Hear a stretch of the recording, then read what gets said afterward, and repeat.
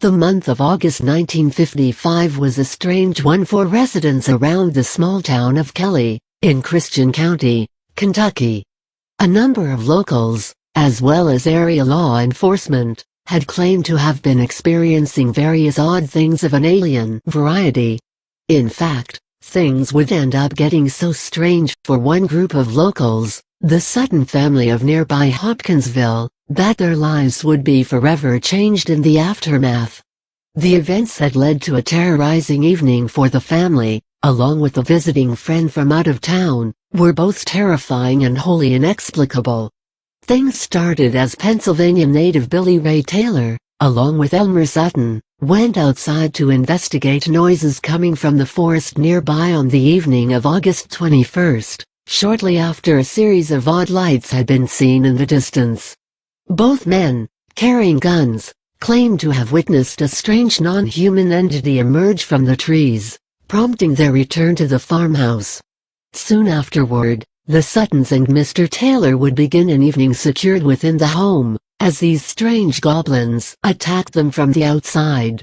Thus began their night-long bout with what have forever remained known as the Hopkinsville Goblins, an event in American Fortiana that remains one of the strangest ever recorded. On that fateful evening in August of 1955, the badly frightened Sutton family would eventually enlist the aid of area law enforcement, who sent no less than 20 officers out to the house, expecting a confrontation with some kind of otherworldly presence. Upon arrival, while evidence of a winter-rattling conflict was found aplenty, there was no sign of any of these odd, diminutive beings, variously described as humanoid, though of smaller stature, light-skinned, and sporting large ears that stood upright off the sides of their heads. The curious story does remain among some of the more odd urban legends and unexplained encounters ever collected, prompting a number of researchers over the years to suppose that the mystery of the Hopkinsville Goblins might have some basis in extraterrestrial intelligence visiting from afar. Though the odd manner in which these creatures behaved could hardly be described as intelligent, at least in the human sense.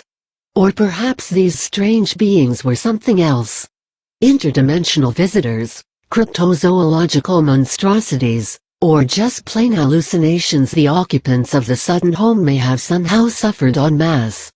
But could there be other explanations than these listed here, which seem almost conventional, at least within the realms of the strange and unusual? If so, what might they entail? A recent report that appeared at the Who Forwarded website discussed a strange story that, while almost entirely too good to be true, seems somewhat reminiscent of the fabled Hopkinsville Goblin encounter. According to blogger Greg Newkirk, he received an email from a Kentucky man claiming to have made contact with strange, diminutive creatures with pale skin, large eyes, and an odd method of chirping for communication.